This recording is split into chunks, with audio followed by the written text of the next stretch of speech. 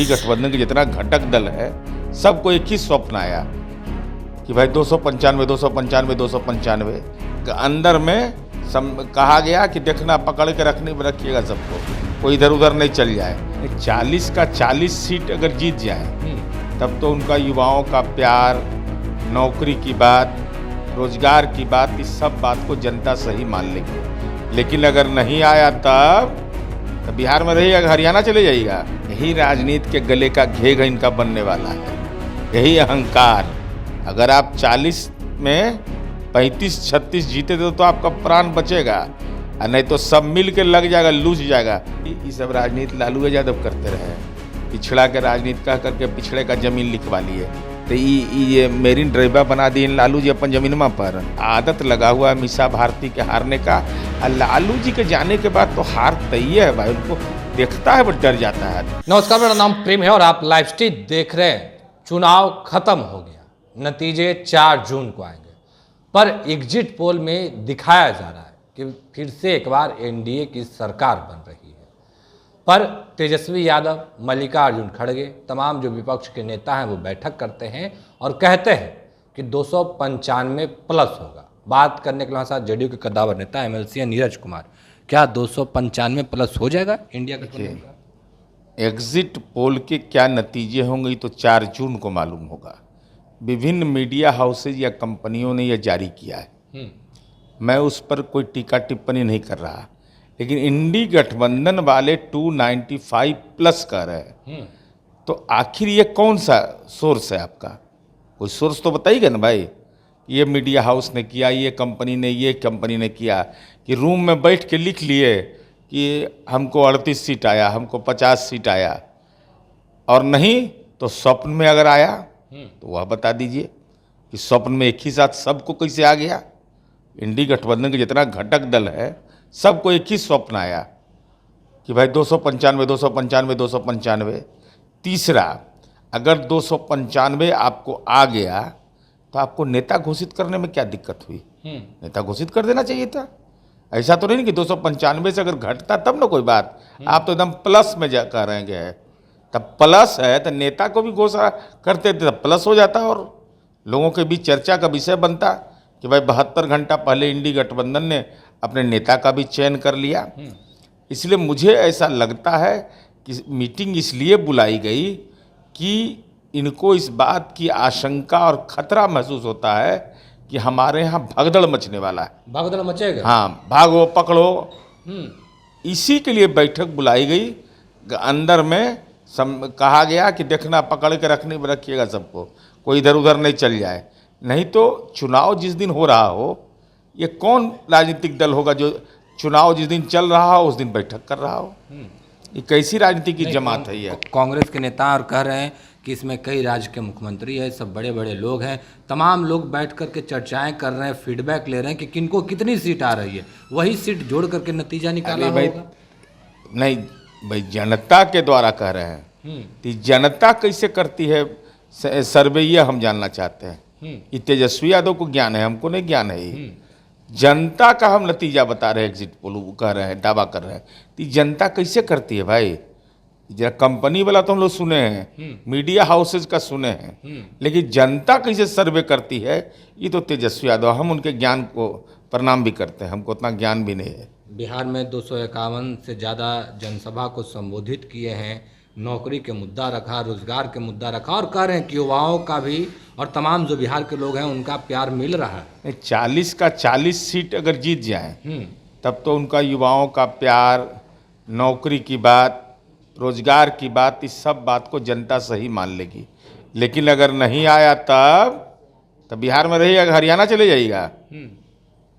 हरियाणा भी जा सकते हैं, क्योंकि मौलूल है, उधर भी सुनते हैं मौलूल के बारे में। तेजस्वी यादव का नहीं, किसका हम नहीं जानते हैं। हरियाणा में सुनते हैं कि मौलूल का भी अच्छा का है बिजनेस है। किसका है ये तो ईडी जांच कर रहा है। नहीं, उनका कहना है कि एक और एनडीए के बड़े बड़े नेता, प्रधानमंत्री नरेंद्र मोदी हो, गृह मंत्री हो, तमाम लोग लगे रहे और एक 32 साल का युवा तमाम लोगों पर भारी पड़ा। यही राजनीति के गले का घेघ इनका बनने वाला है, यही अहंकार।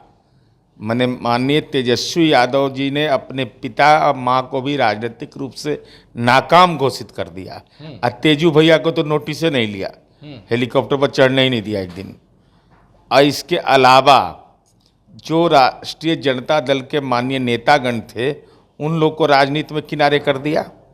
तो अगर हार गए तो अपजस तो आप ही को मिलना है, क्योंकि आप अपने आप को स्वघोषित नेतृत्वकर्ता मान रहे थे। इसलिए चुनाव परिणाम आपके राजनीतिक जीवन के दशा और दिशा का निर्धारण भी करेगा तेजस्वी यादव जी। अगर आप 40 में 35-36 जीते तो आपका प्राण बचेगा, और नहीं तो सब मिल के लग जाएगा, लूझ जाएगा। गांव घर में कहता लूझ जाना, बस CPI CPM माले कांग्रेस सब लूझ जाएगा कि हमको हेलीकॉप्टर पर नहीं चढ़ने दिए, इसीलिए सब हुआ है। 4 जून के बाद क्या नीतीश कुमार बड़ा फैसला लेने वाले हैं? तेजस्वी यादव का कहना है पिछड़ा की राजनीति करते हैं, अपनी पार्टी बचाने के लिए कोई भी बड़ा ये सब राजनीति लालू यादव करते रहे हैं।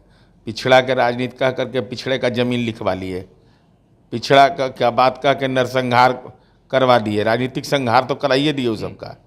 नीतीश कुमार जी सबकी राजनीति करते हैं, तनाव की राजनीति नहीं करते हैं।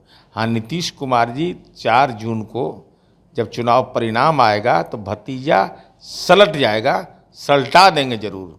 क्या नीतीश कुमार की पुत्र की भी एंट्री होने वाली है? अगर भतीजा सलट गए तो पुत्र, ये मतलब का सवाल है। अभी सूत्र कहाँ से आता है हमको नहीं पता है। नहीं, चर्चाएं हैं कि ये अंगणित है कि बीजगणित है, हमको नहीं मालूम। नीतीश कुमार जी इन सब चीज़ों से बहुत ऊपर के चीज़ है। अच्छा, मतदान के आखिरी दिन गोलीबारी भी होती है, रामकृपाल यादव पे हमला भी होता है और कहते हैं कि RJD के लोग हैं। भाई तो पकड़ा गया ना, ये तो RJD के लोग कह रहे हैं कि ये गलत बात है। जो मुझे मीडिया के लोगों ने पूछा भाई तो कौन लोग थे वो, और मसौढ़ी की विधायिका वहाँ तिनेरी के बूथ पर जो उपद्रव कर रही थी, किसने आपको अधिकार दिया कि आप मतदान केंद्र के अंदर घुस जाइएगा सारे लोग को लेकर के? ये अधिकार है किसी को? जैसे भोला यादव को अधिकार नहीं था वैसे ही वहाँ के विधायिका को अधिकार नहीं था, कैसे घुस गई वहाँ पर? और वहाँ की मुखिया ने प्रतिरोध किया, वो लाइन में लगी हुई थी कि भाई आप क्या कर रहे हैं। उसके बाद भी उपद्रव करने लगी रेखा देवी, और उसके बाद शाम में रामकृपाल यादव जी जाते हैं वहाँ, उनका क्षेत्र है, हमारा भी क्षेत्र है। जब वहाँ से जमालपुर की ओर बढ़ते हैं तो गोली चलाता है।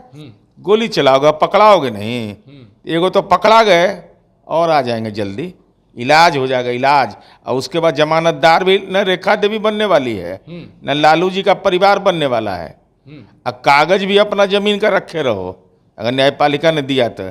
ऐसा नहीं कि लालू जी 43 बीघा में आपको दे देंगे कि हम इस जमीन का कागज दे रहे हैं, जमानतदार बन जाइए जा करके। नहीं, उद्देश्य क्या था?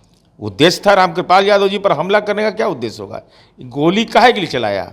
जो हताश है, निराश है, तो भाई लालू जी की बेटी जहाँ जहाँ चुनाव लड़ेगी वहाँ वहाँ उपद्रव होगा।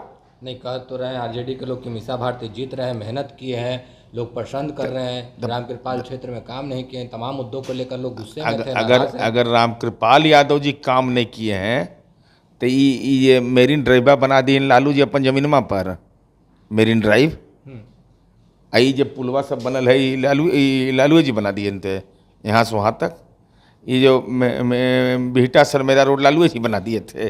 अरे काम, अरे राम, जिस पर रामे का कृपा हो, नामे है राम कृपाल जी, जिस पर राम का ही कृपा हो, तो हमको तो नहीं लगता है कहीं कोई मिसफायर होने वाला है, बल्कि आदत लगा हुआ है मीसा भारती के हारने का।